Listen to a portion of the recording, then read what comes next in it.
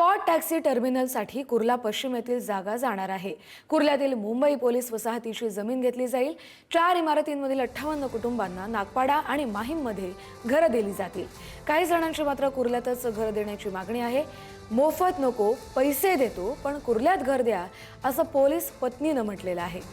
आजच्या घडीला 1940 पासून इथं राहणाऱ्या कुटुंबांना केवळ या प्रकल्पामुळे बेघर होण्याची वेळ आली असून घरं लवकरात लवकर रिकामी करण्याचे आदेश देण्यात आलेत।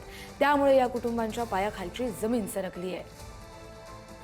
स्थानकापासून वांद्रे स्थानकापर्यंत पॉट टॅक्सी धावणार आहे आणि या प्रकल्पाचं भूमिपूजन सुद्धा करण्यात आलं।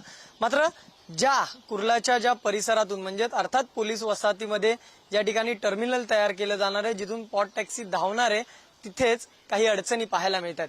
माझ्या मागे तुम्ही पाहतायत ती पोलीस वसाहत आहे आणि याच पोलीस वसाहतीतल्या कुटुंबांचा प्रश्न आहे, आक्षेप आहे, ते म्हणजे हक्काचं घर त्यांना सोडून जावं लागणार आहे। पिढ्यानपिढ्या इथेच ते राहिलेत, मात्र सध्या या सगळ्या गोष्टीत पॉट टॅक्सीच्या या प्रकल्पामुळे त्यांना आता हे घर खाली करण्याच्या नोटीस आलेल्या आहेत आणि अवघे काही दिवस त्यांना या साठी देण्यात आले होते। अनेक पिढ्यानपिढ्या तुम्ही इथे राहिलेल्या आहात। आता या इमारती जमीनदोस्त केल्या जातील, इथून पॉट टॅक्सीचा प्रकल्प जातोय।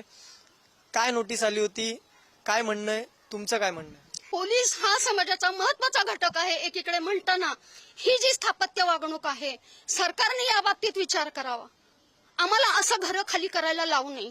आमचा प्रोजेक्टला विरोध नाहीये, प्रोजेक्ट जातोय जाऊ दे, पण आमचा विचार करावा। आम्ही अनेक प्रकारे सरकारपर्यंत पोहोचण्याचा प्रयत्न करतोय। आतापर्यंत जवळजवळ महिना दीड महिना झाला ही नाचानाच चाललीये। मग आता त्यांच्या कानापर्यंत कितपत पोहोचले हे त्यांच्याकडूनच कळेल ना आपल्याला, बरोबर ना? मग त्यांनी त्याची काहीतरी, आज माणसं पानावर बसताना मिटिंगला चला किंवा असं बरेच नाचतायत, सगळेच नाचतायत। आम्हाला आमच्या घराचं काय? आमचं असं म्हणणं आहे की पोलिसांना तुम्ही सगळं कचऱ्यातच जमा करून टाकले आहे। त्यांचा विचार थोडा सुद्धा तुम्ही करत नाहीये। आमच्या मुलांची सीईटीचे एक्झाम चालू आहेत, जीईचे एक्झाम चालू आहेत, नीटचे एक्झाम चालू आहेत। त्यांची परीक्षेच्या याच्यामध्ये अभ्यास करतील का हे टेन्शन घेऊन बसतील ते। तर आम्हाला फक्त न्याय पाहिजे। दुःख आमचे काढून टाकावं त्याने सगळे आणि आम्हाला इथं पुरावा द्यावा। डोळे पाणावले मग झाले किती वर्ष इथं, किती आनंदाने राहिलो आम्ही आणि आता रडायला लावलं आम्हाला। म्हणजे गव्हर्नमेंटच्या खात्यातच आहे ना, का झाडू मारायला कुठे? माझे मिस्टर गेलेत, माझ्या आता मुलाची सर्व्हिस भरत आली।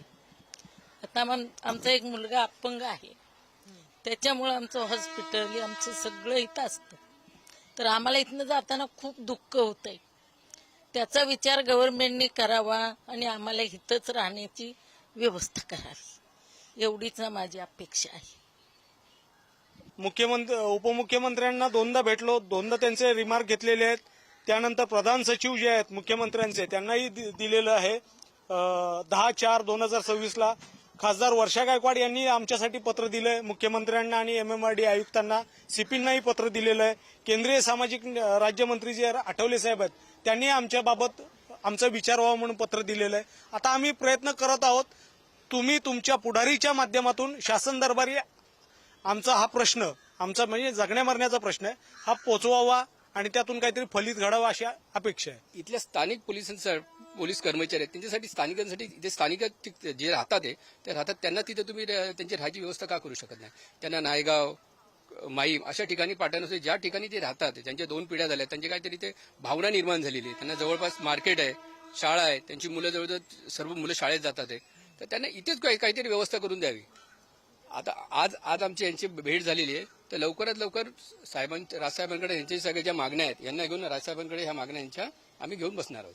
व्हिडिओ जर्नलिस्ट नागेश धोत्रे समित धनंजय दवे, पुढारी न्यूज, मुंबई।